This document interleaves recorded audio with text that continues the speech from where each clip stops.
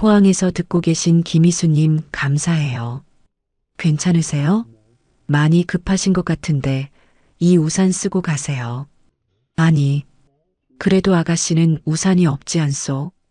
전 괜찮아요. 그냥 뛰어가면 돼요. 3분이면 갈 수 있어요. 그 전에 잠깐 시청 전 구독과 좋아요 버튼 한번 누르고 더 많은 이야기를 전해보세요. 여러분의 이야기를 전하고 싶으면 지금 어디에서 영상을 보고 계신지 댓글로 남겨주세요. 다음 이야기 속에 반영하겠습니다. 그럼 편안한 시청하시고 오늘도 행복한 하루 되세요. 저녁 7시 미래렉스홀딩스 본사 회의실의 대형 스크린에는 워싱턴발 속보가 떠 있었습니다. 미국 정부가 중국산 전기차 부품에 대한 추가 관세 예고안을 발표했다는 내용이었죠. 장도윤은 화상회의 카메라 너머로 법무팀장, 해외 영업본부장, 그리고 재무담당 임원들의 긴장한 얼굴을 바라보았습니다. 55살의 그는 이미 수많은 위기를 헤쳐온 경영자였지만 이번만큼은 상황이 달랐습니다.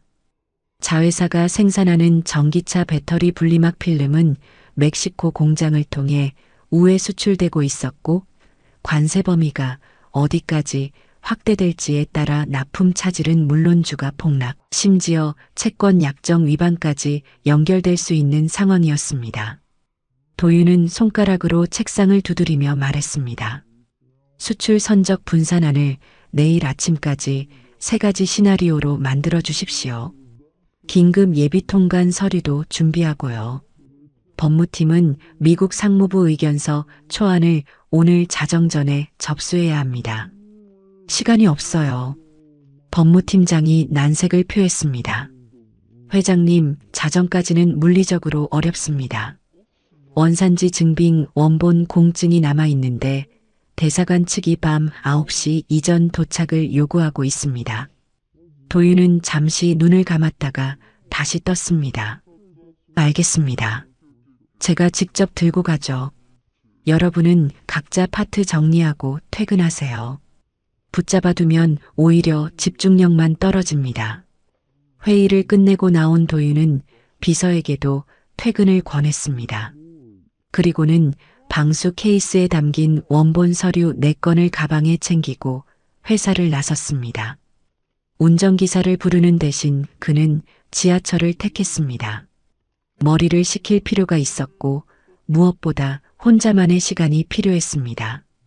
회사 밖으로 나서자 저녁 공기가 무겁게 가라앉아 있었습니다.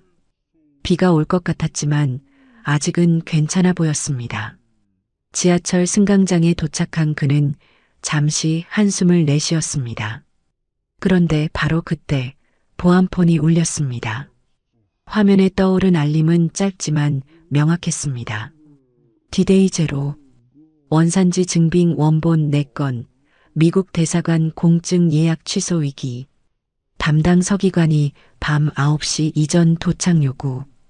도윤은 재빨리 다음 역에서 하차했습니다. 지상 출구로 올라가는 계단을 뛰어오르며 그는 가방 속 서류를 다시 한번 확인했습니다. 방수 케이스를 열자 특수용지에 인쇄된 원산지 증빙서가 보였습니다. 이 서류는 습기에 반응하는 보안 잉크로 인쇄되어 있어서 물에 젖으면 잉크가 번지면서 원본 효력을 상실하게 됩니다. 대사관은 원본만 접수하기로 되어 있었고 복사본이나 훼손된 서류는 받지 않았습니다.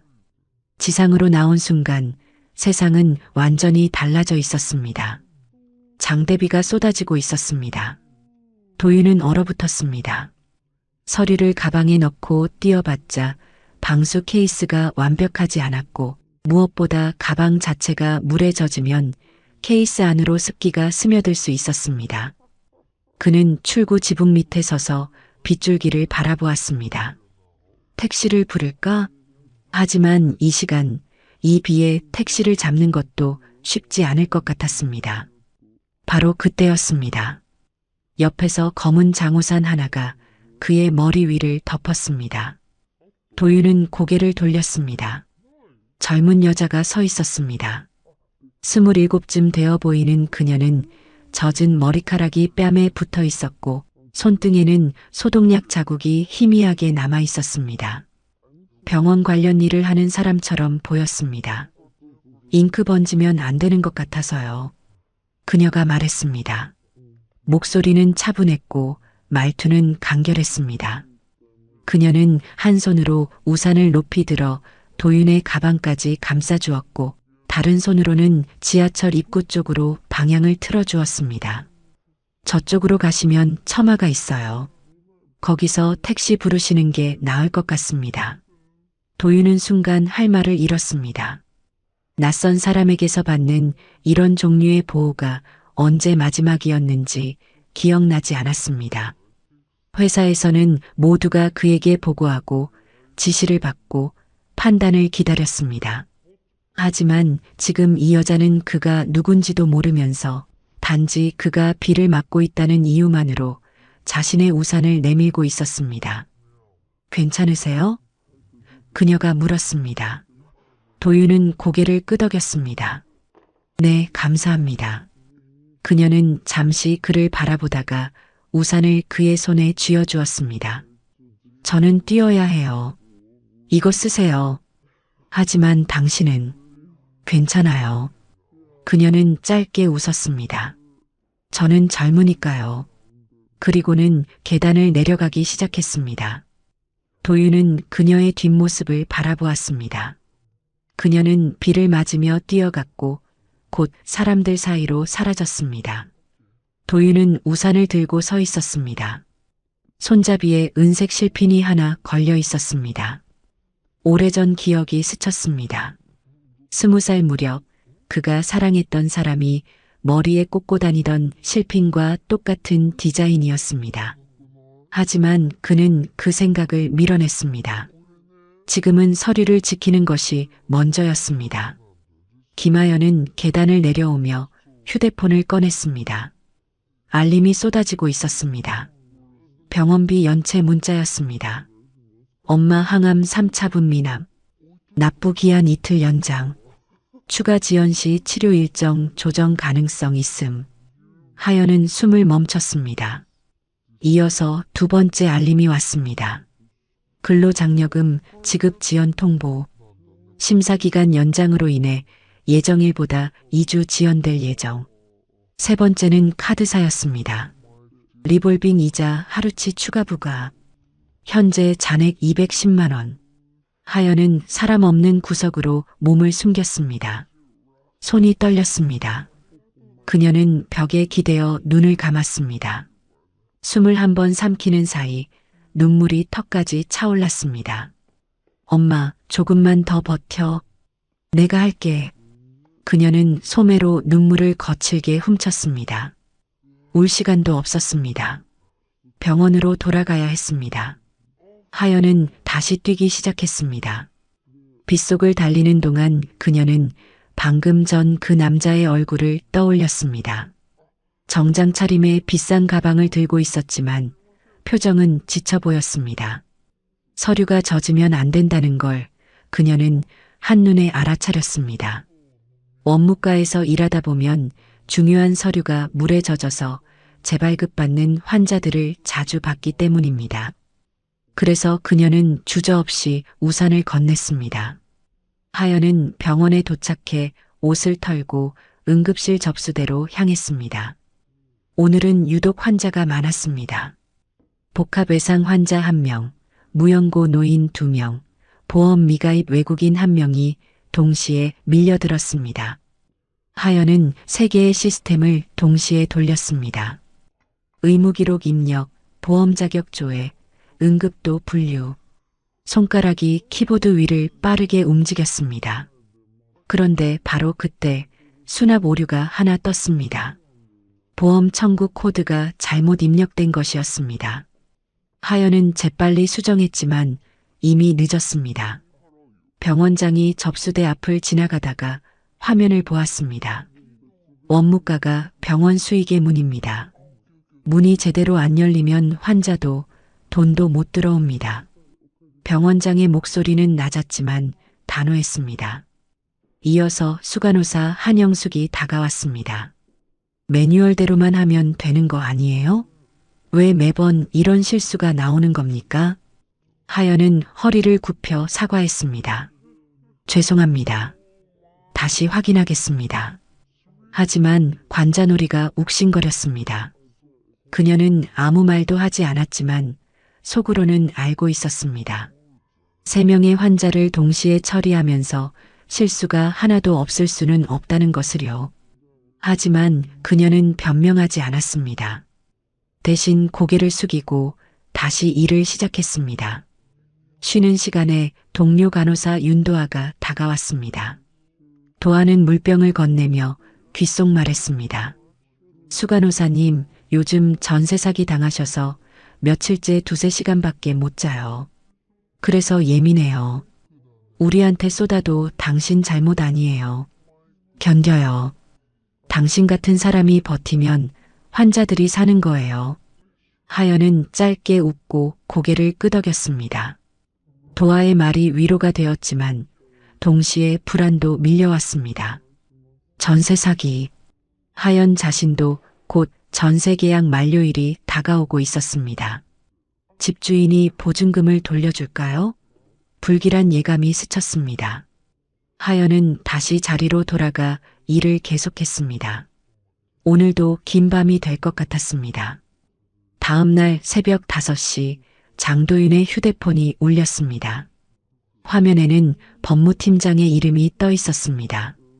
도윤은 잠에서 깨어 전화를 받았습니다. 말씀하십시오. 회장님, 미국 관세 확대 시한이 방금 공개됐습니다.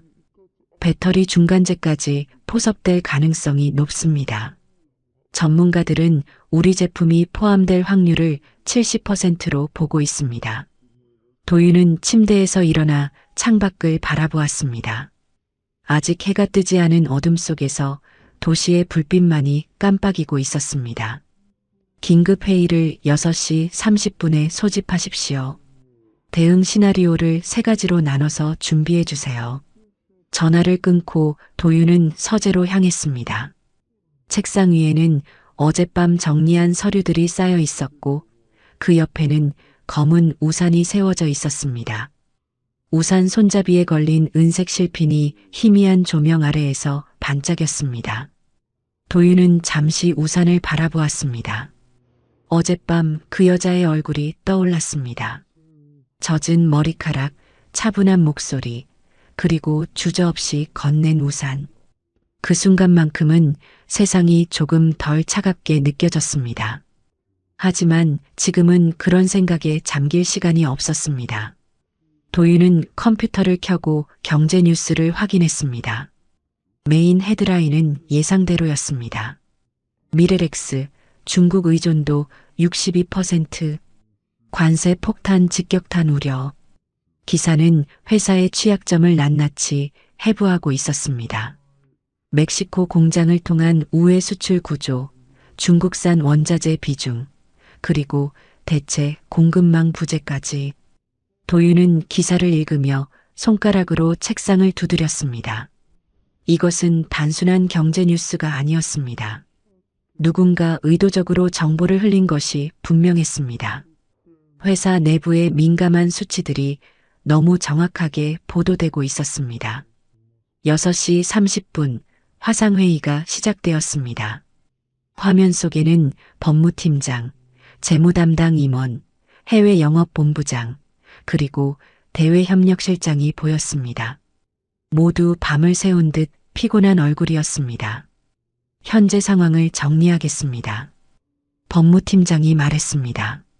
미국 측은 배터리 중간재에 대한 관세율을 기존 10%에서 25%로 인상할 계획입니다. 만약 우리 제품이 포함되면 분기당 약 300억 원의 추가 비용이 발생합니다. 연간으로는 1,200억 원입니다. 재무담당 임원이 이어받았습니다. 현재 유동성으로는 6개월 정도 버틸 수 있습니다. 하지만 그 이후에는 긴급 자금 조달이 필요하고 그렇게 되면 채권 약정 위반 가능성이 있습니다. 도윤은 화면을 응시했습니다. 대체 공급망은 어떻습니까? 해외 영업본부장이 고개를 저었습니다. 베트남과 인도를 검토 중이지만 품질 안정화까지 최소 1년이 걸립니다. 즉시 전환은 불가능합니다. 그럼 미국 현지 생산은요? 투자 규모가 5천억 원 이상입니다. 정부 보조금을 받더라도 3천억은 자체 조달해야 합니다. 도윤은 잠시 침묵했습니다. 그리고 말했습니다. 미국 상무부에 제출할 의견서를 강화하십시오. 우리 제품이 국가 안보와 무관하다는 점, 그리고 현지 고용 창출 계획을 구체적으로 제시하세요. 동시에 국내 투자 확대 안도 준비하십시오. 정부 측 압박에 대응해야 합니다. 회의가 끝나고 도윤은 잠시 눈을 감았습니다. 하지만 쉴 틈이 없었습니다. 이번에는 비서가 긴급 보고를 가져왔습니다. 회장님, 사내 게시판에 부회장님 명의로 글이 올라왔습니다. 도윤은 태블릿을 받아 글을 읽었습니다. 부회장 최강훈의 이름으로 올라온 글이었습니다. 내용은 노골적이었습니다. 현 경영진의 리쇼어링 실패는 회사 전체를 위기로 몰아넣고 있다. 책임 소재를 명확히 해야 한다. 글 아래에는 이미 댓글이 수십 개 달려 있었습니다. 찬성과 반대가 팽팽하게 맞서고 있었습니다. 도윤은 태블릿을 내려놓았습니다. 최강훈은 58살로 도윤보다 3살 많았습니다. 그는 오랫동안 회사 내부 권력을 장악하려 시도해왔고 이번 관세 위기를 기회로 삼으려는 것이 분명했습니다.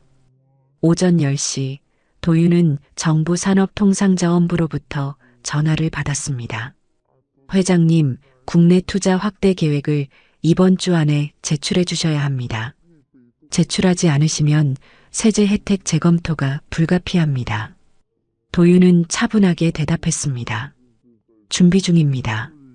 금주 내로 제출하겠습니다. 전화를 끊고 도윤은 창밖을 바라보았습니다. 언론, 정부, 그리고 내부 권력까지 삼면에서 압박이 들어오고 있었습니다. 진보 언론은 하도급 생존권을 들먹이며 회사를 비판했고 경제지는 국가전략산업 부실 리스크를 경고했습니다. 노조는 교대 축소 금지와 하청 안전 예산 분리 편성을 요구하며 부분 파업을 예고했습니다. 오후 2시 보안실장 오지훈이 도윤의 집무실을 찾아왔습니다. 오지훈은 46살의 전직 수사관 출신으로 무뚝뚝하지만 신뢰할 수 있는 인물이었습니다. 회장님, 보고드릴 사항이 있습니다. 말씀하십시오. 최강훈 부회장 측에서 움직임이 포착됐습니다. 회장님의 사생활과 관련된 의혹을 주주총회 전에 유포할 계획인 것 같습니다. 도윤은 표정을 바꾸지 않았습니다. 구체적으로 어떤 내용입니까?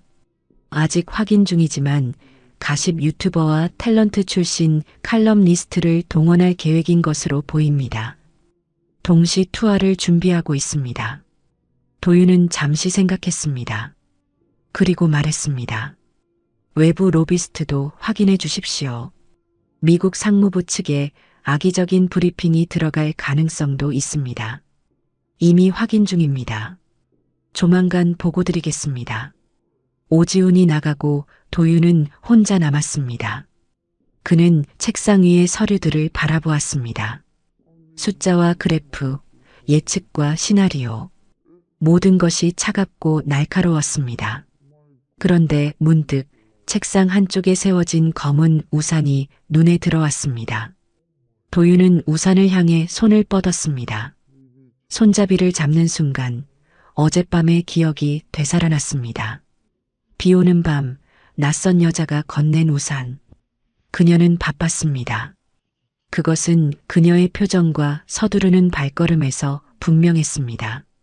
하지만 그녀는 멈췄습니다.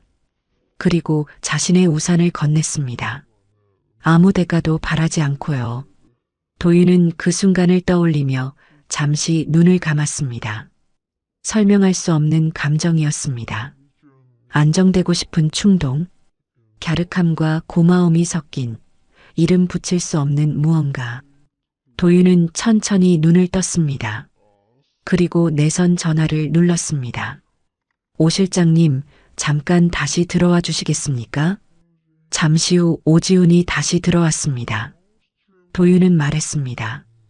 어젯밤 지하철 출구에서 제게 우산을 빌려준 여자가 있습니다. 그 사람을 찾아주십시오. 오지훈은 잠시 놀란 표정을 지었지만 곧 평소의 무표정으로 돌아왔습니다. 어떤 목적으로 찾으시는 겁니까?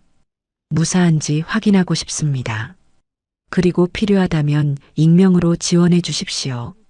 하지만 조심하십시오. 불필요한 신상 노출은 절대 안 됩니다. 대가도 선을 넘어서는 안 됩니다. 단지 확인만 하면 됩니다. 오지훈은 고개를 끄덕였습니다. 알겠습니다. 지하철 출구 CCTV를 확인하겠습니다. 시간이 좀 걸릴 수 있습니다. 괜찮습니다. 서두르지 마십시오. 다만 신중하게 해주십시오. 오지훈이 나가고 도윤은 다시 혼자가 되었습니다. 그는 창밖을 바라보았습니다. 도시는 여전히 바쁘게 움직이고 있었고 사람들은 각자의 삶을 살아가고 있었습니다. 도윤은 문득 생각했습니다. 저 수많은 사람들 중에 어젯밤 그 여자처럼 낯선 이에게 우산을 건네는 사람이 얼마나 될까요? 그날 저녁 도윤은 또 다른 보고를 받았습니다. 대외협력실에서 온 보고였습니다. 회장님, 미국 로펌에서 의견서 작성 비용으로 50만 달러를 청구했습니다. 약 6억 원입니다. 도윤은 한숨을 내쉬었습니다. 승인하십시오. 다른 방법이 없습니다. 밤이 깊어갔습니다. 도윤은 여전히 집무실에 앉아 있었습니다. 책상 위에는 보고서가 쌓여 있었고 컴퓨터 화면에는 끊임없이 메일이 쏟아지고 있었습니다. 하지만 도윤의 시선은 책상 한쪽의 검은 우산에 머물러 있었습니다. 한편 그 시각 회사에서 멀리 떨어진 곳에서 최강훈의 측근 정태호는 사설정보업체 사무실에 앉아 있었습니다. 45살의 정태호는 그림자 추적 전문가였습니다. 그는 업체 대표에게 말했습니다. 회장이 어떤 여자에게 빚을 졌다고 들었습니다. 그 여자를 찾아주십시오. 업체 대표가 물었습니다. 찾고 나서는 어떻게 할 겁니까? 정태호는 차갑게 웃었습니다. 약점이면 활용하고 아니면 파괴하면 됩니다. 업체 대표는 고개를 끄덕였습니다. 알겠습니다. 일주일 안에 보고 드리겠습니다. 정태호는 사무실을 나섰습니다. 밤거리는 여전히 밝았고 사람들은 각자의 목적지를 향해 걸어가고 있었습니다. 정태호는 차에 올라타며 생각했습니다. 회장의 약점을 찾는 것, 그것이 자신의 임무였습니다. 그는 표정 하나 변하지 않았습니다. 아침 7시 김하연은 휴대폰 알람 소리에 눈을 떴습니다. 좁은 원룸의 창문 사이로 희미한 아침 햇살이 들어오고 있었습니다. 하연은 침대에서 일어나 세면대로 향했습니다. 거울 속 자신의 얼굴을 보며 그녀는 잠시 멈췄습니다. 눈 밑에 다크서클이 어제보다 더 짙어진 것 같았습니다. 하지만 그녀는 곧 고개를 저었습니다. 지금은 그런 걱정을 할 시간이 없었습니다. 세수를 하고 간단히 옷을 갈아입은 하연은 휴대폰을 들어 엄마에게 전화를 걸었습니다. 3번의 신호음 후에 엄마 박미선의 목소리가 들렸습니다. 여보세요? 엄마 나야. 어제 잘 주무셨어요? 오늘 검사는 오후죠? 점심은 꼭 드세요. 미선의 목소리는 평온했습니다. 너나 챙겨. 나는 괜찮아. 병원 밥이 생각보다 괜찮더라. 어제 미역국 나왔는데 집에서 먹던 것보다 나았어. 하연은 웃으려 했지만 목소리가 잘 나오지 않았습니다. 그래요? 그럼 다행이네요. 저녁에 갈게요. 뭐 필요한 거 있으면 문자 주세요. 알았어. 너 출근 늦겠다. 빨리 가. 전화를 끊고 하연은 휴대폰 화면을 바라보았습니다. 배달 앱을 열어 쿠폰을 확인했습니다. 1,000원짜리 할인 쿠폰 3장이 남아 있었습니다. 하연은 죽과 요거트를 엄마 병실로 보내는 주문을 넣었습니다. 배달 시간은 오전 11시. 엄마가 점심 먹기 전에 간식으로 드시기 딱 좋은 시간이었습니다. 주문을 마친 하연은 메모 앱을 열었습니다. 화면에는 빨간색으로 표시된 숫자들이 줄지어 있었습니다. 월세 50만 원, 카드 리볼빙 210만 원, 엄마 약값 80만 원, 병원비 연체 300만 원. 하연은 손가락으로 숫자들을 더해 보았습니다. 총 640만 원. 이번 달 월급은 200만 원이었습니다. 부족한 440만 원을 어떻게 메워야 할지 막막했습니다. 하연은 메모장을 닫고 가방을 챙겼습니다. 병원으로 가는 지하철 안에서 그녀는 창밖을 바라보았습니다. 사람들은 각자의 목적지를 향해 움직이고 있었고 누구도 그녀의 걱정을 알지 못했습니다. 하연은 그것이 오히려 다행이라고 생각했습니다. 자신의 짐을 남에게 보이고 싶지 않았으니까요. 오전 10시 하연이 병원 원무과 사무실에 도착하자마자 휴대폰에 문자가 왔습니다. 집주인이었습니다. 하연 씨, 보증금 올려야 합니다. 2천만 원에서 2,500만 원으로요. 안 되면 다음 달 퇴실해야 합니다. 하연은 손이 떨리는 것을 느꼈습니다. 그녀는 재빨리 휴대폰 갤러리를 열어 전세 계약서 사진을 확인했습니다. 특약 조항에 분명히 적혀 있었습니다. 전세보증보험 임대인 가입. 하지만 하연은 불안했습니다. 정말 가입이 되어 있을까요? 점심시간 하연은 급하게 밥을 먹고 부동산 사무실로 향했습니다. 계약할 때 갔던 그 사무실이었습니다. 하지만 도착해보니 셔터가 내려져 있었습니다. 문에는 붙임 문구가 하나 붙어 있었습니다. 임시 휴업. 하연은 옆 가게로 들어가 물었습니다. 저기 부동산 사무실 언제부터 문 닫았어요? 가게 사장이 대답했습니다. 일주일 전부터 통 안 보여요. 전화도 안 받고요. 무슨 일 있나 봐요. 하연의 등줄기가 차갑게 식었습니다. 그녀는 사무실 문을 다시 한번 바라보았습니다. 셔터 틈 사이로 안을 들여다보려 했지만 아무것도 보이지 않았습니다. 하연은 휴대폰을 꺼내 중개사에게 전화를 걸었습니다. 하지만 전화는 받지 않았습니다. 한 번, 두 번, 세 번 모두 연결되지 않았습니다. 하연은 병원으로 돌아오는 길에 카페에 들렀습니다. 가장 저렴한 아메리카노를 주문하고 구석 자리에 앉았습니다. 그리고 휴대폰으로 전세 사기 피해자 오픈 채팅방을 검색했습니다. 몇 개의 방이 나왔고 하연은 그중 가장 활발한 방에 들어갔습니다.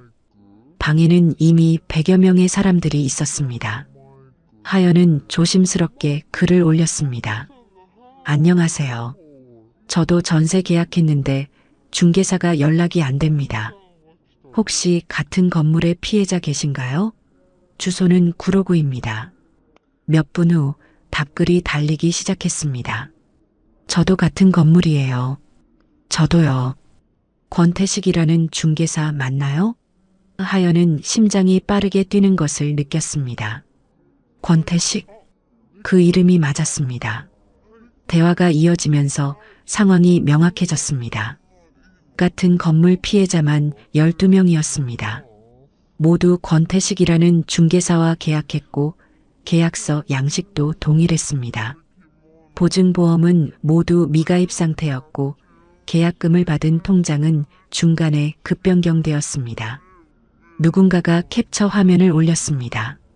저는 언론에 제보했더니 협박 전화가 왔어요. 조심하세요.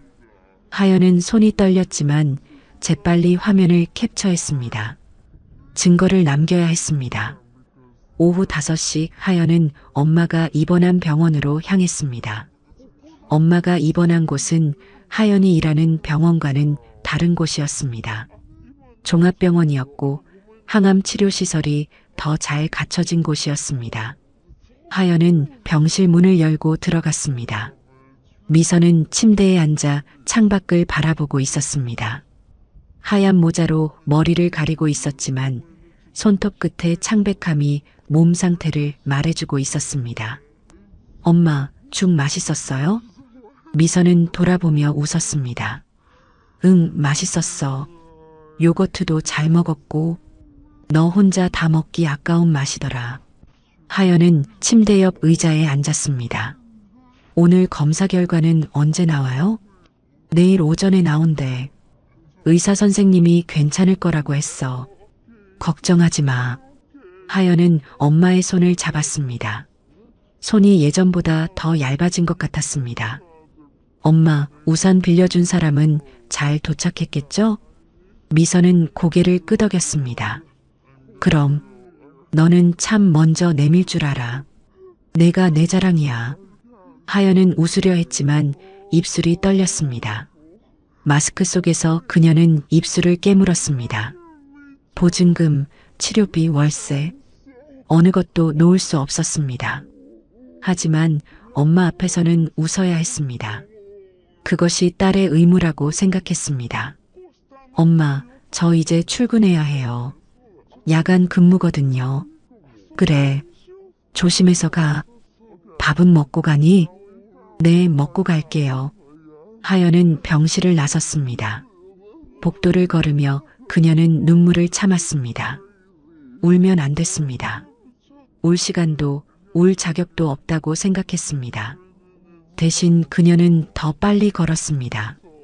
병원 밖으로 나와 편의점에 들러 삼각김밥 하나를 샀습니다. 저녁 식사였습니다. 저녁 8시 하연은 자신이 일하는 병원 응급실 접수대에 앉아 있었습니다. 평소보다 환자가 많았습니다. 복막염 환자가 들어왔고 보험 자격이 확인되지 않아 전산이 튕겼습니다. 하연은 재빨리 시스템을 재부팅하려 했지만 수간호사 한영숙이 다가왔습니다. 당신 때문에 수술 지연되면 책임질 거야? 한영숙의 목소리는 날카로웠습니다. 죄송합니다. 전산 오류인 것 같은데 지금 바로 해결하겠습니다. 해결? 매번 그렇게 말하고 결국 문제가 생기잖아. 바로 그때 동료 간호사 윤도아가 뛰어왔습니다. 전산 버그예요. 제가 백업 PC로 돌릴게요. 도아는 재빨리 역 컴퓨터로 이동해 시스템에 접속했습니다. 몇 분 후 환자 정보가 정상적으로 입력되었습니다. 한영숙은 아무 말 없이 돌아갔습니다. 하연은 도아에게 고개를 숙여 감사의 뜻을 표했습니다. 도아는 작은 비타민 젤리를 하연의 손에 쥐어주며 말했습니다. 수간호사님, 요즘 전세 사기 피해자예요. 우리도 언젠가 당할 수 있어요. 그러니까 서로 붙잡고 가요. 하연은 고개를 끄덕이며 눈가를 찍었습니다. 사람이 사람을 붙잡는 순간이 얼마나 큰지 그녀는 너무 잘 알고 있었습니다. 도아의 말 한마디가 오늘 하루를 버틸 힘이 되었습니다. 밤 11시 하연은 잠시 휴게실로 들어가 물을 마셨습니다. 휴대폰을 확인하니 피해자 단톡방에서 메시지가 계속 오고 있었습니다. 누군가 변호사를 통해 집단 소송을 준비한다는 소식이었습니다. 하연은 메시지를 읽으며 생각했습니다. 자신도 참여해야 할까요? 하지만 소송 비용은 어떻게 마련하죠? 그녀는 한숨을 쉬었습니다. 하연은 다시 접수대로 돌아갔습니다. 오늘도 긴 밤이 될 것 같았습니다. 하지만 그녀는 포기하지 않았습니다. 엄마를 지켜야 했고 자신도 지켜야 했습니다. 그것이 그녀가 할 수 있는 전부였습니다. 이틀 후 오후 김하연은 병원 원무과 사무실에서 급하게 걸려온 전화를 받았습니다. 종합병원 사회사업팀에서 온 전화였습니다. 하연 씨, 어머님 항암 3차분 선결제가 완료됐습니다. 그리고 간병 바우처도 신청되어 있네요. 하연은 멍하니 전화기를 쥐고 있었습니다. 네, 제가 신청한 게 아닌데요. 혹시 실수 아닌가요? 아니요, 익명 후원으로 접수됐습니다. 후원자 정보는 비공개 조건이라 저희도 알 수 없습니다. 다만 법적으로 문제없는 절차를 거쳤고 어머님께서 받으시는데 아무 지장 없습니다. 하연은 전화를 끊고 한참 동안 자리에 앉아 있었습니다. 누가 이런 일을 했을까요? 그녀는 주변에 이런 도움을 줄 만한 사람을 떠올려 보았지만 아무도 생각나지 않았습니다. 친구들은 모두 자신의 생활도 빠듯했고 친척들과는 연락이 끊긴 지 오래였습니다.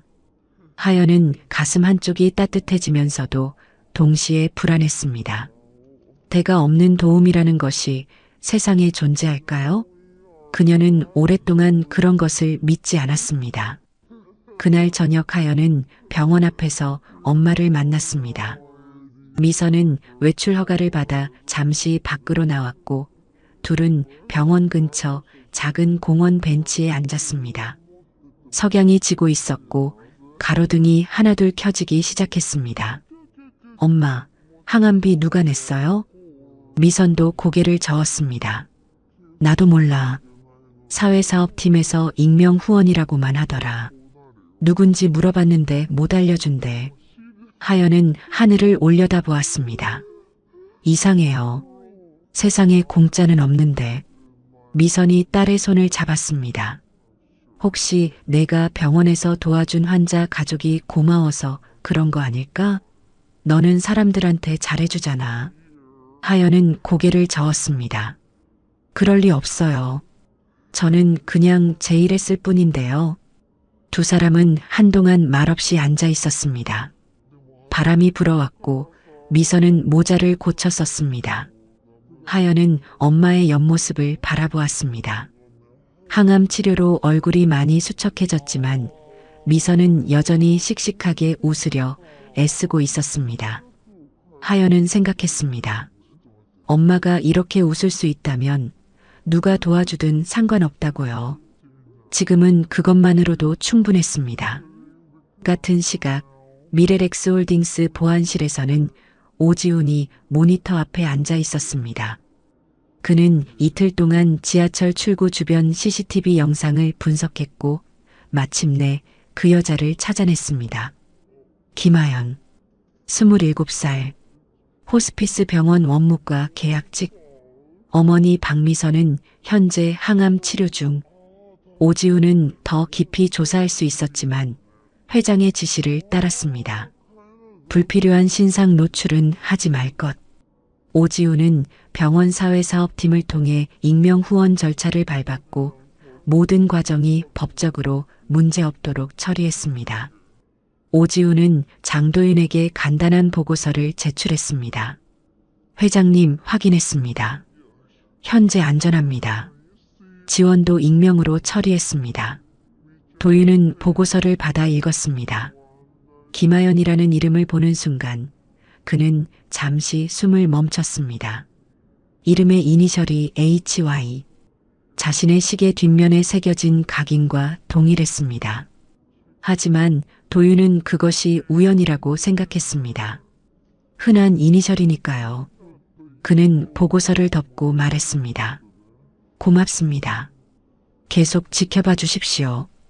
혹시 위험한 상황이 생기면 즉시 알려주세요. 알겠습니다. 오지훈이 나가고 도윤은 혼자 남았습니다. 그는 창밖을 바라보았습니다. 도시의 불빛들이 반짝이고 있었고 어딘가에서 그녀도 하루를 마무리하고 있을 것이라고 생각했습니다. 도윤은 문득 그녀를 직접 만나고 싶다는 생각이 들었습니다. 우산을 돌려주고 제대로 된 감사를 전하고 싶었습니다. 다음 날 저녁 도윤은 결심을 하고 하연이 일하는 병원 앞으로 향했습니다. 그는 검은 우산을 들고 병원 입구에서 기다렸습니다. 오후 6시쯤 하연이 병원에서 나왔습니다. 그녀는 피곤한 표정이었지만 걸음걸이는 여전히 빨랐습니다. 도윤은 그녀에게 다가갔습니다. 실례합니다. 하연은 멈춰서서 도윤을 바라보았습니다. 잠시 기억을 더듬던 그녀의 눈이 커졌습니다. 아, 그때 그분이시네요. 도윤은 고개를 숙여 인사했습니다. 그날 도와줘서 서류가 살아났습니다. 정말 감사합니다. 이 우산 제 겁니다.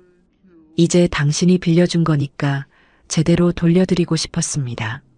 하연은 우산을 받으며 작게 웃었습니다. 괜찮았어요. 그냥 지나가다가 도운 거예요. 도윤은 명함을 꺼내려다가 멈췄습니다. 자신의 신분을 밝히는 것이 그녀에게 부담이 될 수도 있다고 생각했습니다. 대신 그는 말했습니다. 혹시 필요한 게 있으면 언제든 연락 주십시오. 제가 도울 수 있는 일이 있다면 돕고 싶습니다. 하연은 고개를 저었습니다. 괜찮아요. 저는 제가 할 수 있는 만큼만 하려고요. 두 사람은 잠시 침묵했습니다. 도윤은 그녀의 눈을 바라보았습니다. 피곤해 보였지만 포기하지 않은 눈빛이었습니다. 그 눈빛이 도윤에게는 낯설지 않았습니다. 오래전 자신이 사랑했던 사람도 그런 눈을 가지고 있었습니다. 그럼 저는 이만 가보겠습니다. 하연이 말했습니다. 네, 조심히 가십시오. 하연은 돌아서서 걸어가기 시작했습니다. 도윤은 그녀의 뒷모습을 바라보았습니다. 그때 그의 왼손 시계가 가로등 빛에 반짝였습니다. 하연은 무심코 뒤를 돌아보았고 그 순간 시계 뒷면의 각인을 보았습니다.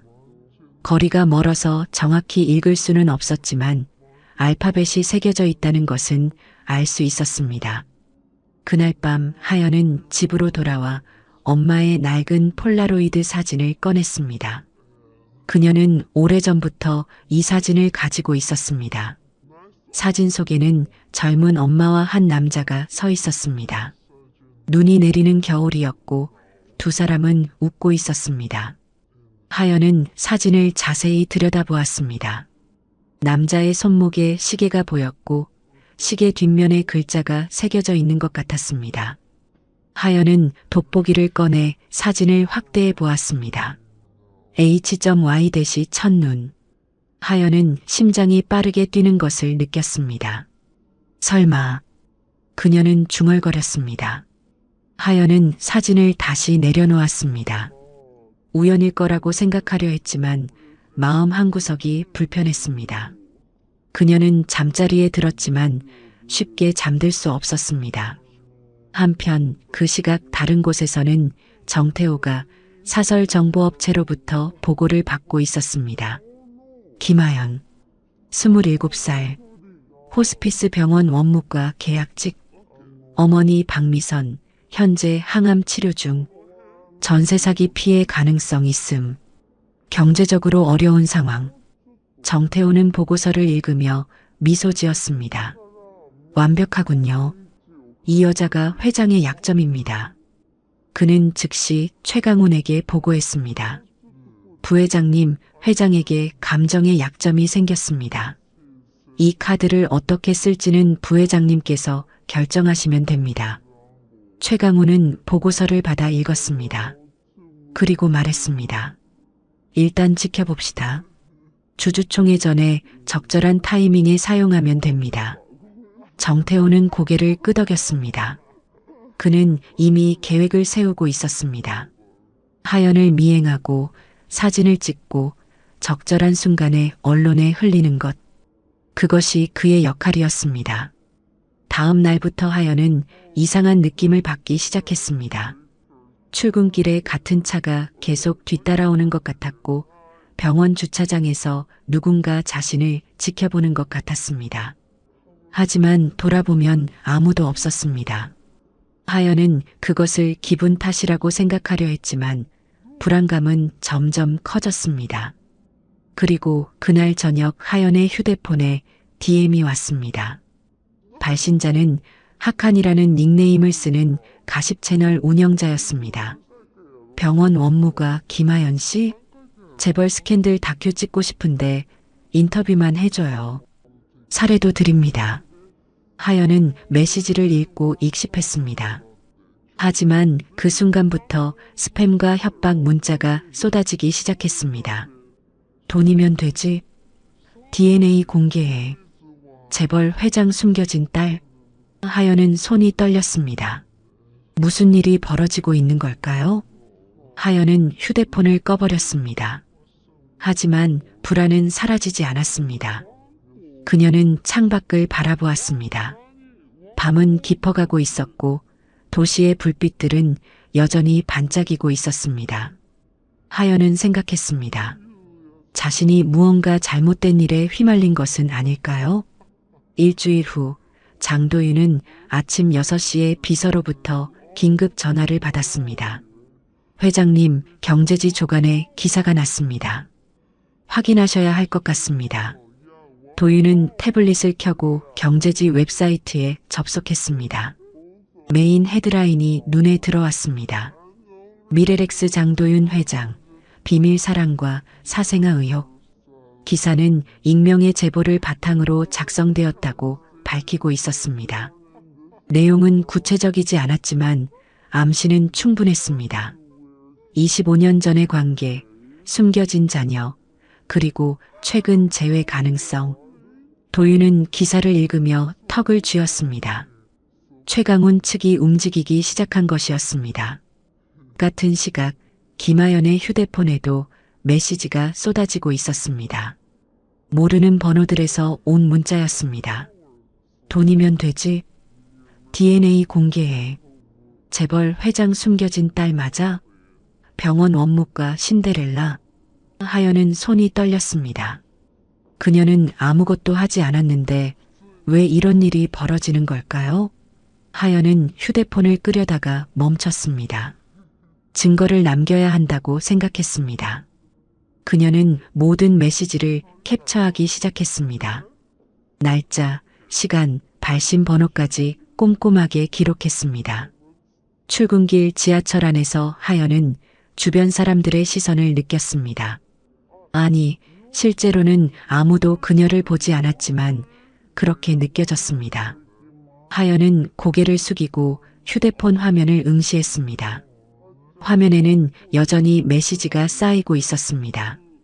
하연은 숨을 깊게 들이마셨습니다. 패닉에 빠지면 안 된다고 스스로에게 말했습니다. 지금은 차분하게 대응해야 할 때였습니다.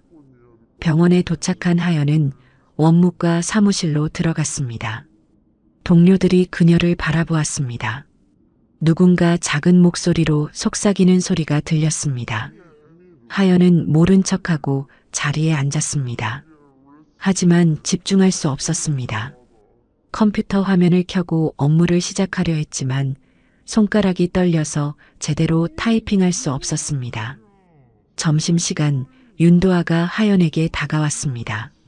하연아, 괜찮아? 무슨 일 있어? 하연은 고개를 저었습니다. 아니, 괜찮아. 그냥 좀 피곤해서. 도아는 하연의 손을 잡았습니다. 거짓말하지 마. 내 손 떨리고 있어. 무슨 일인지 말해봐. 혼자 감당하지 말고. 하연은 도아의 눈을 바라보았습니다. 따뜻한 눈빛이었습니다. 하연은 천천히 말하기 시작했습니다. 이상한 문자가 계속 와. 나를 재벌 회장 딸이라고 하는데 나는 그런 거 아무것도 몰라. 그냥 우산 하나 빌려줬을 뿐인데 왜 이런 일이 생기는지 모르겠어. 도아는 잠시 생각하더니 말했습니다. 하연아, 이거 신고해야 해. 이건 명백한 협박이야. 혼자 끙끙 앓지 말고 법적으로 대응해. 하연은 고개를 끄덕였습니다. 도아의 말이 맞았습니다. 하지만 어떻게 시작해야 할지 막막했습니다.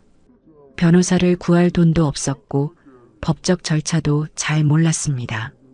그날 오후 하연이 접수대에서 일하고 있을 때 한 여자가 그녀에게 다가왔습니다. 30대 중반쯤 되어 보이는 여자는 명함을 건넸습니다. 김하연 씨 맞으시죠? 저는 배날의 변호사입니다. 장도윤 회장 측에서 법률 지원을 요청했습니다. 하연은 명함을 받아들었습니다. 저는 아무것도 요청한 적 없는데요. 베나레는 차분하게 말했습니다. 지금 하연 씨가 겪고 있는 상황은 명백한 불법입니다. 협박, 명예훼손, 그리고 스토킹에 해당할 수 있습니다. 제가 도와드리고 싶습니다. 잠시 시간 내주실 수 있으세요? 하연은 주저했지만 결국 고개를 끄덕였습니다. 두 사람은 병원 근처 조용한 카페로 자리를 옮겼습니다. 베나레는 노트북을 꺼내 하연에게 설명하기 시작했습니다. 먼저 증거 보전부터 시작하겠습니다. 하연 씨가 받은 모든 문자, DM, 통화 기록을 보관해야 합니다.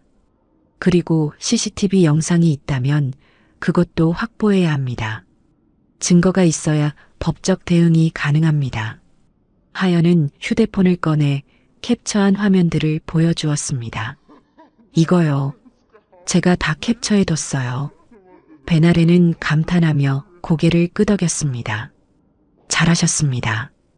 이것만으로도 충분한 증거가 됩니다. 이제 다음 단계는 스토킹 처벌법에 따른 고소 절차입니다. 그리고 명예훼손과 관련해서도 민사상 손해배상을 청구할 수 있습니다. 하연은 듣고 있었지만 여전히 혼란스러웠습니다.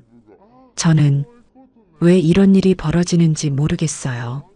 저는 그냥 평범하게 살고 싶을 뿐인데요. 베나레는 하연의 손을 가볍게 두드렸습니다. 하연 씨, 지금은 감정으로 맞서면 안 됩니다.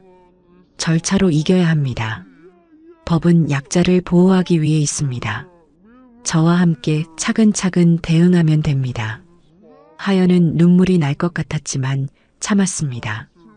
베나레의 말이 위로가 되었습니다. 처음으로 누군가 자신의 편에 서 있다는 느낌을 받았습니다. 한편 미래렉스 홀딩스 감사실에서는 장세라가 컴퓨터 화면을 응시하고 있었습니다. 50살의 장세라는 숫자에 대한 집요함으로 유명한 인물이었습니다. 그녀는 지난 일주일 동안 회사 자금 흐름을 추적해왔고 마침내 이상한 패턴을 발견했습니다. 최강훈 부회장의 처남이 운영하는 회사로 돈이 흘러갔고 그 돈은 다시 홍보대행사로 이동했습니다.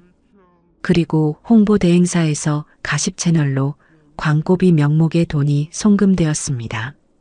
장세라는 더 깊이 파고들었습니다. 가십채널 운영자 학한의 계좌를 추적하자 놀라운 사실이 드러났습니다. 그 돈의 일부가 전세 사기 관련 브로커 권태식의 계좌로 흘러갔던 것입니다.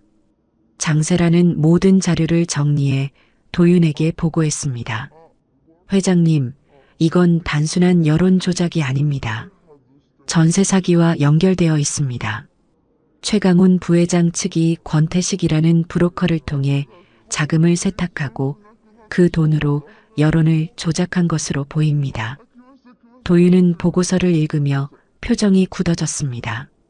증거가 확실합니까? 네, 확실합니다. 모든 계좌 이체 기록과 날짜가 일치합니다. 도윤은 잠시 생각했습니다. 그리고 말했습니다. 이 자료를 검찰에 제출할 준비를 하십시오. 그리고 베나레 변호사와 공유해 주세요. 김하연 씨 사건과 연결될 수 있습니다. 알겠습니다. 그날 저녁 하연은 엄마를 만나러 병원에 갔습니다. 미선은 침대에 누워 있었고 얼굴이 평소보다 더 창백해 보였습니다. 하연은 조심스럽게 물었습니다. 엄마, 물어볼 게 있어요. 미선은 눈을 떴습니다. 뭔데? 하연은 폴라로이드 사진을 꺼냈습니다. 이 사진 속 남자분 누구예요? 시계각인에 HY 첫눈이라고 적혀 있는데 제 이니셜이랑 같아요. 미선의 얼굴이 순간 굳었습니다. 그녀는 사진을 보지 않고 고개를 돌렸습니다. 그 이름 다시는 말하지 마. 엄마, 왜요? 저는 알아야 해요. 저한테 무슨 일이 벌어지고 있는지 알아야 대응할 수 있어요. 미선은 갑자기 소리를 높였습니다. 나는 그 집안에게 협박당했어. 아이를 낳지 말라고. 그래서 도망쳤어. 너를 지키기 위해서. 미선의 손이 떨렸습니다. 하연은 엄마를 품에 안았습니다. 엄마가 나를 지키려 한 거 알아요. 근데 나도 내 이름을 알아야 해요. 그래야 제대로 싸울 수 있어요. 미선은 딸의 품에서 울었습니다. 25년 동안 숨겨왔던 비밀이 터져나왔습니다. 그 사람은 나를 사랑한다고 했어. 하지만 그 집안은 우리를 인정하지 않았어. 나는 너를 지켜야 했어. 그게 내가 할 수 있는 전부였어. 하연은 엄마의 등을 쓰다듬었습니다. 괜찮아요, 엄마. 이제는 제가 우리를 지킬게요. 두 사람은 한동안 그렇게 안고 있었습니다. 병실 창밖으로 밤이 깊어가고 있었습니다. 하연은 생각했습니다. 진실을 알아야 한다고요. 그래야 이 모든 것을 끝낼 수 있다고요. 다음 날 배나래는 하연에게 전화를 걸었습니다. 하연 씨, 친자 검사를 제안하고 싶습니다. 외부 유출제로 조건으로 법원과 의료감정인 입회하에 진행하는 겁니다. 결과는 오직 당사자들만 알 수 있습니다.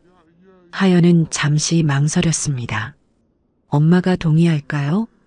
어머님과 제가 직접 대화하겠습니다. 이건 하연 씨의 권리입니다. 알 권리 말이에요. 하연은 고개를 끄덕였습니다. 알겠습니다. 진행해 주세요. 며칠 후 배나래는 미선을 만났습니다. 미선은 처음엔 거부했지만 배나래의 차분한 설명을 듣고 마음을 바꿨습니다. 이건 하연이를 위한 겁니다. 진실을 알아야 제대로 보호할 수 있습니다. 미선은 끝내 고개를 끄덕였지만 눈을 감았습니다. 25년 동안 숨겨온 비밀이 드러나는 순간이 두려웠습니다. 주주총회 당일 아침 미래렉스홀딩스 본사 로비는 평소와 다른 긴장감으로 가득했습니다. 오전 9시부터 주주들이 하나둘 도착하기 시작했고 로비 한쪽에서는 언론사 카메라들이 진을 치고 있었습니다. 장도윤은 일찍 출근해 회의실에서 마지막 점검을 하고 있었습니다. 법무팀, 대외협력실, 그리고 감사실 직원들이 모여 있었고 각자 맡은 자료를 재확인하고 있었습니다. 관세 대응 시나리오는 준비됐습니까? 도윤이 물었습니다. 법무팀장이 대답했습니다. 네, 3가지 시나리오 모두 준비했습니다. 미국 상무부 의견서도 어제 최종 제출했고 현지 로펌에서 긍정적인 피드백을 받았습니다. 국내 투자 확대 계획은요? 대외협력실장이 서류를 들어보였습니다. 정부에 제출했습니다. 향후 3년간 5천억 원 투자, 1,500명 신규 고용 계획을 담았습니다. 도윤은 고개를 끄덕였습니다. 하지만 그의 마음 한구석에는 불안이 자리 잡고 있었습니다. 최강훈이 무엇을 준비하고 있을지 알 수 없었기 때문입니다. 도윤은 창밖을 바라보았습니다. 하늘은 맑았지만 공기는 무거웠습니다. 오전 10시 주주총회가 시작되었습니다.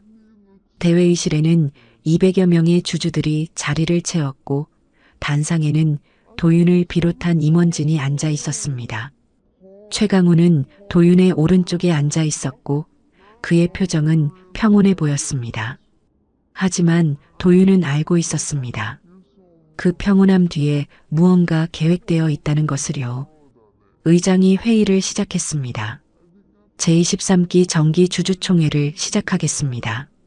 먼저 지난 회계연도 실적 보고부터 듣도록 하겠습니다. 재무 담당 임원이 일어나 실적을 설명했습니다. 매출은 전년 대비 12% 증가했고 영업이익은 8% 증가했습니다. 하지만 관세 리스크로 인해 향후 전망은 불투명하다는 내용도 포함되어 있었습니다. 주주들은 조용히 듣고 있었지만 곳곳에서 속삭이는 소리가 들렸습니다. 실적 보고가 끝나고 질의응답 시간이 시작되었습니다. 몇몇 주주들이 관세 대응 방안에 대해 질문했고 도윤은 차분하게 대답했습니다. 우리는 공급망 다변화와 현지 생산 확대를 동시에 추진하고 있습니다. 단기적으로는 어려움이 있겠지만 중장기적으로는 회사 경쟁력을 강화하는 기회가 될 것입니다.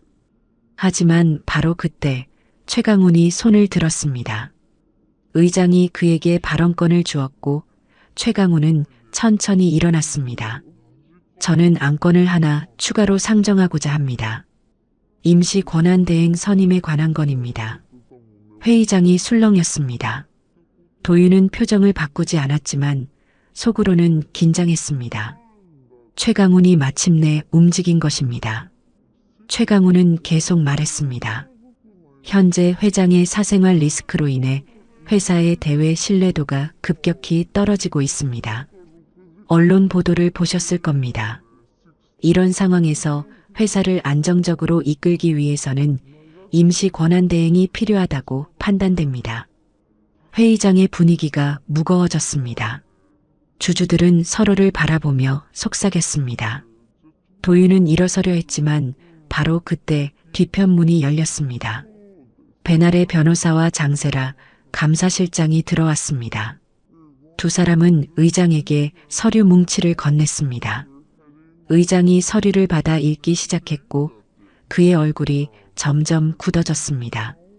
잠시 후 의장이 말했습니다. 잠시만 회의를 중단하겠습니다.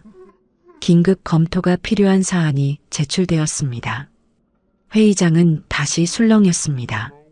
10분 정도의 휴식 시간이 주어졌고 그 사이 임원진은 긴급 회의를 열었습니다. 배나래가 도윤에게 설명했습니다. 법원 가처분 결정문입니다.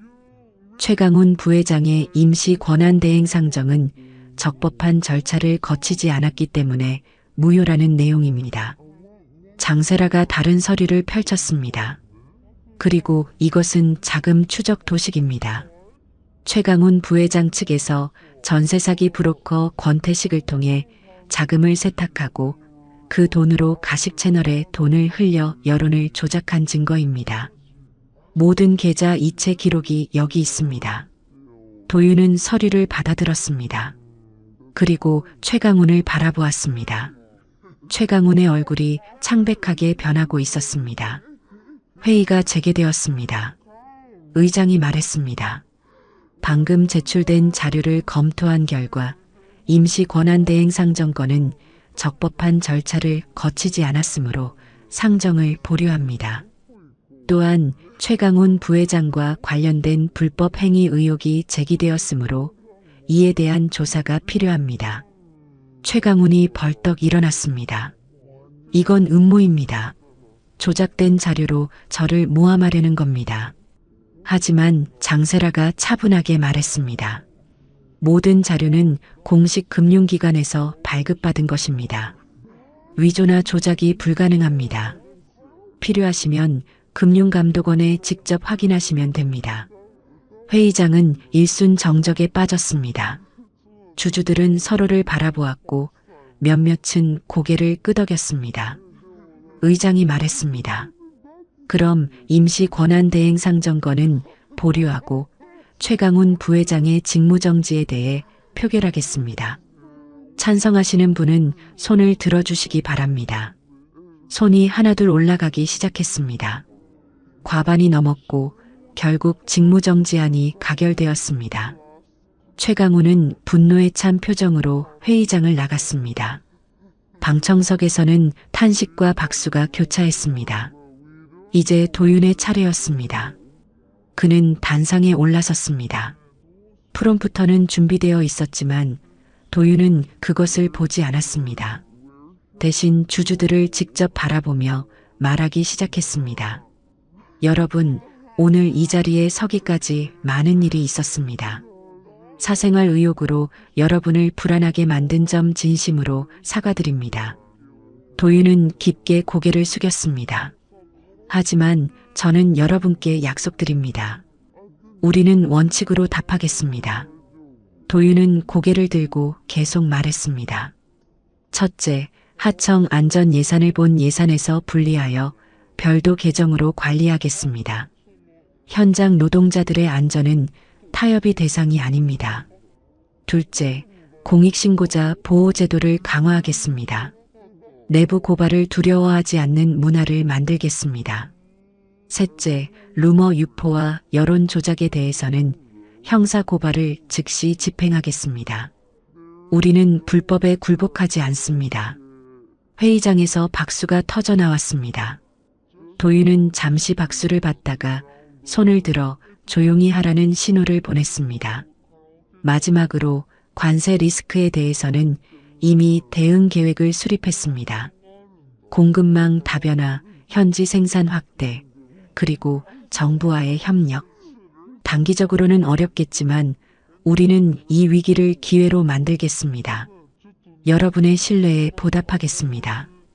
도윤이 단상에서 내려오자 주주들이 일어나 박수를 보냈습니다. 회의는 성공적으로 마무리되었습니다. 도윤은 회의장을 나서며 깊게 숨을 내쉬었습니다. 첫 번째 고비는 넘겼지만 아직 끝난 것이 아니었습니다. 한편 그 시각 김하연은 병원 근처 대기실에서 경과를 지켜보고 있었습니다. 오지훈 보안실장이 그녀를 안전한 장소로 안내했고 태블릿으로 주주총회 중계를 볼 수 있게 해주었습니다.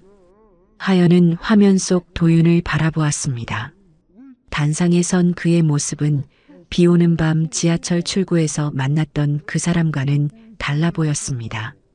하지만 눈빛만큼은 같았습니다. 포기하지 않는 눈빛이었습니다. 주주총회가 끝나고 도윤은 조용한 통로를 걸어 사무실로 돌아가려 했습니다. 그런데 뒤쪽에서 누군가 서 있는 것을 느꼈습니다. 도윤은 돌아보았습니다. 하연이었습니다. 두 사람의 눈이 마주쳤습니다. 아무 말도 하지 않았지만 서로를 이해하는 것 같았습니다. 도윤은 짧게 고개를 숙였고 하연도 고개를 끄덕였습니다. 감정은 아직 이름을 갖지 않았지만 그것이 중요한 것은 아니었습니다. 중요한 것은 서로가 버티고 있다는 사실이었습니다. 도윤은 다시 걸음을 옮겼고 하연도 반대 방향으로 걸어갔습니다. 두 사람 사이의 거리는 멀어졌지만 무언가 연결되어 있다는 느낌은 남아 있었습니다. 폭풍은 지나갔지만 여진은 여전히 남아 있었습니다. 일주일 후 법원 회의실에는 4사람이 모여 있었습니다. 장도윤, 김하연, 박미선, 그리고 배날의 변호사였습니다. 의료감정인이 봉인된 봉투를 들고 들어왔고 법원 직원이 입회한 가운데 봉투가 개봉되었습니다. 회의실의 공기가 무겁게 가라앉았습니다. 4사람은 각자 다른 이유로 긴장하고 있었습니다. 의료감정인이 서류를 꺼내 읽기 시작했습니다. 피검사자 김하연과 장도윤의 친자관계 검사 결과입니다. 생물학적 친자관계 확률은 99.97%입니다. 친자관계가 성립합니다. 종이 한 장에 담긴 문장이었지만 그 문장이 담고 있는 시간은 25년이었습니다. 하연은 손을 무릎 위에 올려놓고 가만히 있었습니다. 떨리는 것을 숨기려 애쓰는 것이 역력했습니다. 도윤은 서류를 받아들고 한참 동안 들여다보았습니다. 숫자들이 눈에 들어오지 않았습니다. 미선은 눈을 감았습니다.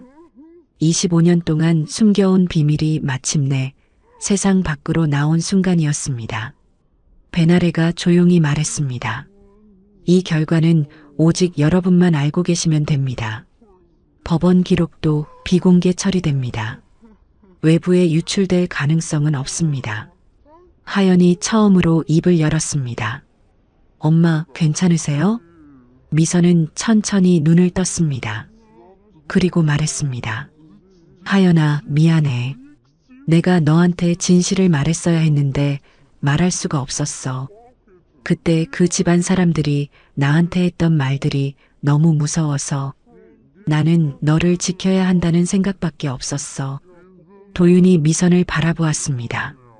제가 연락을 못한 게 아닙니다. 편지를 보냈습니다. 여러 번 보냈습니다. 하지만 답이 없었습니다. 미선이 고개를 저었습니다. 나는 편지를 받지 못했어요. 당신 집안에서 막았던 것 같아요. 나한테 온 건 협박뿐이었어요. 아이를 낳지 말라고, 그렇지 않으면 우리 가족을 가만두지 않겠다고. 베나레가 서류 하나를 꺼냈습니다. 회장님 측에서 조사한 결과입니다. 당시 비서실에서 우편물을 중간에 가로채고 반송했던 기록이 있습니다. 옛 비서 한 분이 증언해 주셨습니다. 본인도 그때 상황이 옳지 않다고 생각했지만 어쩔 수 없었다고 했습니다. 회의실에는 억울함과 미안함이 동시에 떠돌았습니다. 하연은 두 사람을 번갈아 바라보았습니다. 엄마의 두려움도 이해가 갔고 아버지의 좌절도 이해가 갔습니다. 누구도 나쁜 사람이 아니었습니다. 다만 상황이 그들을 갈라놓았을 뿐이었습니다. 도윤이 하연을 바라보며 말했습니다. 하연 씨, 아니, 하연아. 그는 호칭을 바꾸다가 잠시 멈췄습니다. 제가 25년 동안 아버지 역할을 못했습니다. 그 시간을 돌려드릴 수는 없습니다. 하지만 이제부터라도 책임을 지고 싶습니다. 하연이 고개를 저었습니다. 저는 돈이 필요한 게 아니에요. 도윤이 말했습니다. 저도 그걸 압니다. 당신은 비 오는 밤에 우산을 건네는 사람이니까요. 그래서 제가 드리고 싶은 건 현금이나 지분이 아닙니다. 권한을 드리고 싶습니다. 하연이 의아한 표정으로 물었습니다. 권한이요? 도윤이 설명하기 시작했습니다. 우산 프로젝트라는 이름의 재단을 만들려고 합니다. 전세 사기 피해자 구제, 간병 가족 긴급 지원, 취약층을 위한 통신과 법률 바우처를 제공하는 연구 목적 재단입니다. 그리고 그 재단의 의사결정 구조에서 당신에게 공동의결권과 거부권을 드리고 싶습니다. 하연은 잠시 말을 잇지 못했습니다. 왜? 저한테요? 도윤이 대답했습니다. 당신은 그 현장을 알고 있으니까요. 병원에서, 원무과에서 연체 문자를 받으면서 전세 사기 피해자 단톡방에서 당신이 겪은 것들이 진짜 필요를 알려줍니다. 저는 숫자와 시스템을 알지만 당신은 사람을 압니다. 그래서 함께 결정해야 한다고 생각합니다. 하연은 잠시 생각했습니다. 그리고 말했습니다. 저는 제 월급으로, 제 이름으로 살 거예요. 재단 일은 하겠지만 그건 제 선택이고 제 일이어야 해요. 시혜가 아니라 동등한 파트너로서요. 그리고 이 판은 같이 뒤집어요. 저만 받는 게 아니라 저처럼 힘든 사람들 모두를 위해서요. 미선이 딸의 손을 잡았습니다. 하연아, 내가 자랑스럽다. 도윤도 고개를 끄덕였습니다. 당신 말이 맞습니다. 그렇게 하겠습니다. 베나레가 계약서 초안을 꺼냈습니다. 그럼 이렇게 정리하겠습니다. 재단은 연구 목적 법인으로 설립됩니다. 초기 출연금은 200억 원이고 매년 추가 출연이 이루어집니다. 의사결정 구조는 이사회와 실행위원회로 나뉘며 김하연 씨는 실행위원회 공동위원장으로서 모든 사업 계획에 대한 거부권을 가집니다. 급여는 업계 표준에 따라 책정되며 이는 시혜가 아닌 정당한 노동의 대가입니다. 하연은 계약서를 읽으며 천천히 고개를 끄덕였습니다. 이것은 시작이었습니다. 완벽하지 않았지만 의미 있는 시작이었습니다. 며칠 후 회사는 주주와 노조, 언론 앞에서 공식 브리핑을 열었습니다. 도윤이 단상에 섰고 하연도 그 옆에 섰습니다. 도윤이 말했습니다. 오늘 이 자리는 진실을 말씀드리기 위한 자리입니다.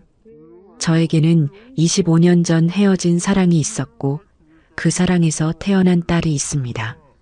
당시 제 가족의 반대로 연락이 끊겼고 저는 25년 동안 그 사실을 몰랐습니다. 최근 우연히 재회했고 친자 확인을 거쳐 오늘 이 자리에 서게 되었습니다. 브리핑장이 술렁였습니다. 카메라 플래시가 터졌습니다. 도윤은 계속 말했습니다. 이 과정에서 제 딸과 전 파트너는 악의적인 여론 공격을 받았습니다. 협박 문자, 명예훼손, 스토킹이 있었습니다.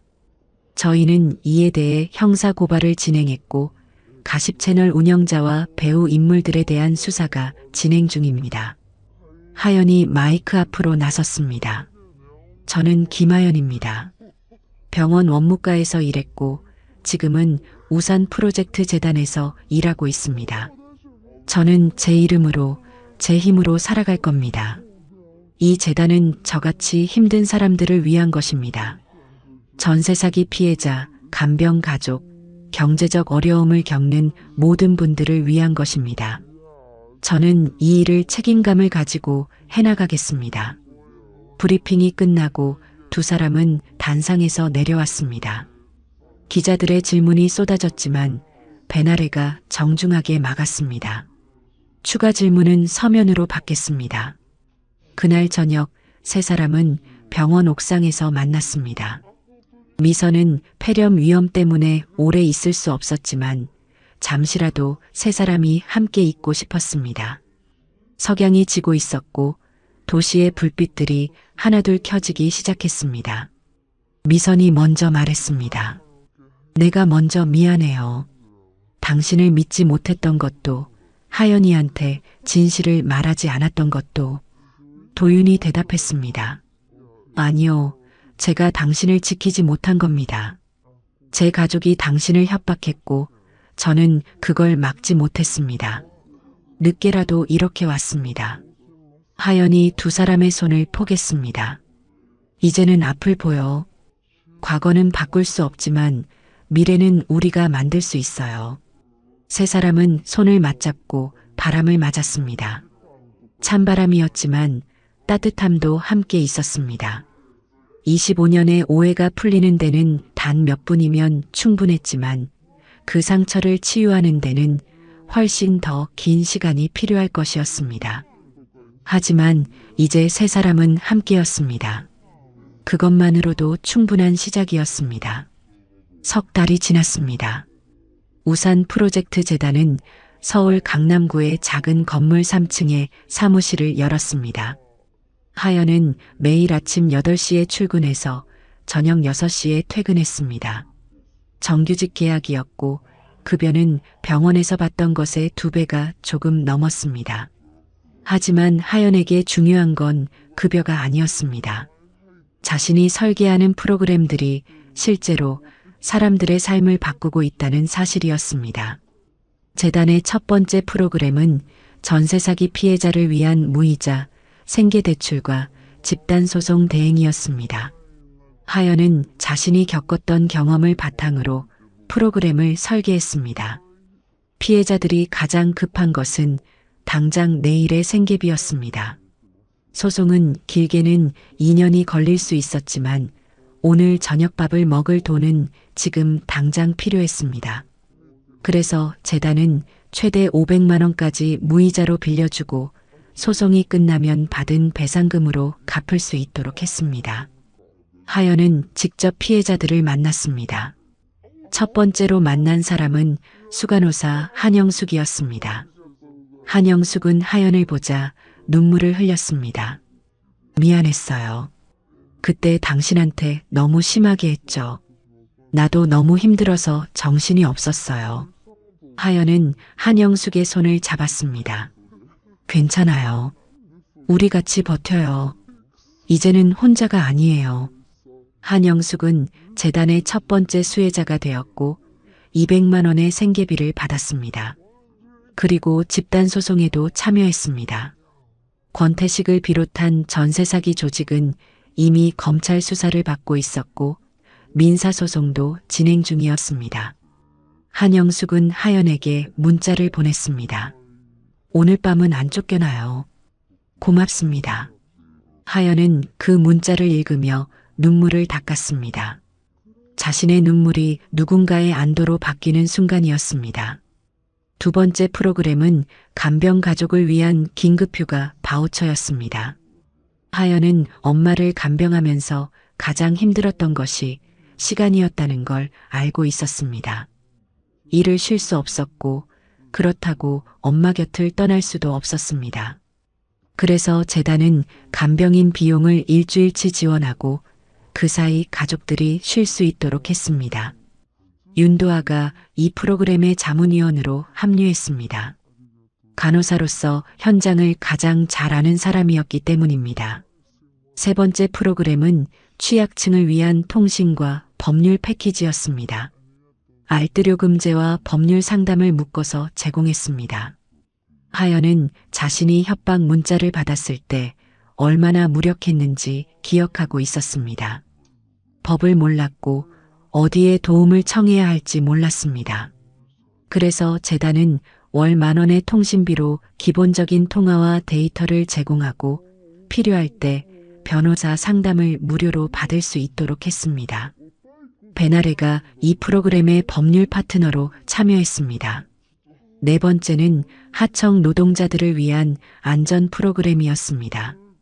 미래렉스 홀딩스는 하청 안전 예산을 본 예산에서 분리해 별도 계정으로 관리하기 시작했고 현장에서 위험을 느낄 때 즉시 작업을 중지할 수 있는 레드 버튼 앱을 도입했습니다.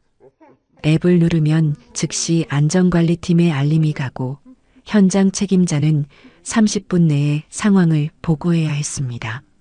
노조가 이 프로그램의 파트너로 참여했고 실제로 석 달 동안 15건의 사고가 사전에 예방되었습니다. 하연은 매주 금요일 오후에 프로그램 점검 회의를 열었습니다. 재단 직원들과 자문위원들이 모여 지난주의 성과와 문제점을 논의했습니다. 하연은 회의를 이끌면서 한 가지 원칙을 고수했습니다. 숫자도 중요하지만 사람이 더 중요하다는 것이었습니다. 우리가 도운 사람이 100명인지 1000명인지도 중요하지만 그 한 명 한 명이 어떻게 변했는지가 더 중요해요. 도윤은 한 달에 한 번씩 재단을 방문했습니다. 그는 하연에게 간섭하지 않았습니다. 대신 필요한 것이 있는지 물었고 어려운 점이 있으면 함께 해결 방법을 찾았습니다. 어느 날 하연이 말했습니다. 전세 사기 피해자 중에 외국인 노동자들도 많은데 이분들은 언어 문제 때문에 법률 지원을 받기 어려워요. 통역 서비스를 추가하고 싶어요. 도윤은 고개를 끄덕였습니다. 좋은 생각입니다. 예산을 추가로 편성하겠습니다. 어떤 언어가 필요합니까? 베트남어, 네팔어, 우즈베키스탄어요. 이 세 언어가 가장 많이 필요해요. 알겠습니다. 다음 주까지 통역 인력을 구해보겠습니다. 두 사람의 관계는 천천히 변화하고 있었습니다. 처음에는 어색했습니다. 무엇을 아버지라고 불러야 할지, 무엇을 딸이라고 대해야 할지 몰랐습니다. 하지만 시간이 지나면서 편해졌습니다. 하연은 여전히 도윤을 회장님이라고 불렀고 도윤은 하연을 하연 씨라고 불렀습니다. 하지만 그 호칭 뒤에 담긴 감정은 점점 깊어졌습니다. 미선의 건강도 안정되었습니다. 항암 치료는 계속되고 있었지만 재단과 병원이 공동으로 운영하는 프로그램 덕분에 치료 스케줄이 체계적으로 관리되었습니다. 부작용 관리 키트가 제공되었고 영양관리사가 월 2회 방문했습니다. 미선은 예전보다 훨씬 편안해 보였습니다. 이제는 치료받는 게 무섭지 않아요. 옆에 사람들이 있다는 게 느껴지니까요. 어느 토요일 오후 세 사람은 함께 식사를 했습니다. 병원 근처 작은 한식당이었습니다. 미선은 된장찌개를 주문했고 하연은 불고기를 주문했습니다. 도윤은 두 사람이 먹고 싶은 것을 시키라고 했습니다. 식사를 하면서 세 사람은 일상적인 이야기를 나눴습니다. 오늘 날씨가 어땠는지, 재단에서 무슨 일이 있었는지, 병원에서 새로 온 의사 선생님이 어떤지. 식사가 끝나갈 무렵 미선이 말했습니다. 우리 이제 가족 같네요. 하연이 웃으며 대답했습니다. 가족 같은 게 아니라 가족이에요, 엄마. 도윤도 미소 지었습니다. 맞습니다. 우리는 가족입니다. 세 사람은 식당을 나와 근처 공원을 산책했습니다. 가을이었고 낙엽이 떨어지고 있었습니다. 하연은 떨어지는 낙엽을 바라보며 생각했습니다. 삶은 완벽하지 않지만 그래도 아름다울 수 있다고요. 상처는 남아있지만 그 상처 위에 새로운 것들이 자랄 수 있다고요. 석 달 후 최강훈과 그의 측근들에 대한 재판이 시작되었습니다. 배임, 자금 세탁, 사문서 위조 혐의였습니다. 정태호는 불법 도감청 혐의로 별도로 기소되었고 결국 집행유예를 선고받았습니다. 가십채널 운영자 학하는 허위사실 유포로 손해배상 판결을 받았습니다. 금액은 5천만 원이었고 그 돈은 피해자들에게 분배되었습니다. 하연은 재판을 방청하지 않았습니다. 그녀에게 중요한 것은 처벌이 아니라 회복이었습니다. 대신 그녀는 재단 사무실에서 새로운 프로그램을 설계하고 있었습니다. 5번째 프로그램은 청년 창업 지원이었습니다. 경제적 어려움 때문에 꿈을 포기하는 청년들을 돕고 싶었습니다. 어느 날 저녁 하연은 야간 대학 입학 원서를 작성하고 있었습니다. 보건행정학과였습니다. 데이터로 복지를 설계하는 것을 배우고 싶었습니다. 도윤이 그 소식을 듣고 전화를 걸었습니다. 학비는 제가 지원하고 싶습니다. 하연은 정중하게 거절했습니다. 감사하지만 제가 낼게요. 제 돈으로 제가 배우고 싶어요. 그래야 제 것이 되니까요. 도윤은 잠시 침묵했다가 대답했습니다. 알겠습니다. 당신이 옳습니다. 전화를 끊고 도윤은 미소 지었습니다. 하연은 정말 강한 사람이었습니다. 어려움 속에서도 자신의 원칙을 지키는 사람이었습니다. 도윤은 그런 딸이 자랑스러웠습니다. 1년이 지났습니다. 우산 프로젝트 재단은 첫 번째 연례 보고서를 발간했습니다. 전세 사기 피해자 320명 지원, 간병 가족 150가구 지원, 법률 상담 600건, 산업 안전사고 65건 예방. 숫자로는 이렇게 표현되었지만 그 숫자 뒤에는 320개의 이야기가 있었고 150개의 눈물이 있었고 600번의 두려움이 있었습니다. 하연은 보고서 마지막 장에 짧은 글을 썼습니다. 우산은 비를 완전히 막아주지 못합니다. 바람이 불면 옷은 조금 젖습니다. 하지만 우산이 있으면 집까지 갈 수 있습니다. 우리 재단이 그런 우산이 되고 싶습니다. 완벽하지 않아도 괜찮습니다. 함께 걸어가면 됩니다. 어느 봄날 오후 하연과 도윤, 미선은 처음 우산을 건넸던 지하철 출구 앞에 섰습니다. 비는 오지 않았지만 세 사람은 각자 우산을 들고 있었습니다. 도윤이 하연에게 건넸던 그 검은 우산이었습니다. 손잡이에는 여전히 은색 실핀이 걸려 있었습니다. 도윤이 말했습니다. 비는 언젠가 그칩니다. 우리는 먼저 덮습니다. 하연은 우산 손잡이에서 은색 실핀을 빼서 자신의 머리에 꽂았습니다. 그리고 미소 지었습니다. 과거의 부스러기가 오늘의 약속으로 바뀌는 순간이었습니다. 미선이 두 사람의 손을 잡았습니다. 우리 오늘은 비 안 맞고 집에 가요. 세 사람은 함께 걸어가기 시작했습니다. 우산을 접은 채로요. 왜냐하면 하늘은 맑았고 비가 올 기미가 없었으니까요. 하지만 언제든 비가 오면 세 사람은 서로를 덮어줄 준비가 되어 있었습니다. 지하철 출구에서 멀어지는 세 사람의 뒷모습을 보며 지나가는 사람들은 평범한 가족이라고 생각했습니다. 그리고 그게 맞았습니다. 세 사람은 평범한 가족이었습니다. 다만 그 평범함을 찾기까지 25년이 걸렸을 뿐이었습니다. 하연의 휴대폰에 메시지가 왔습니다.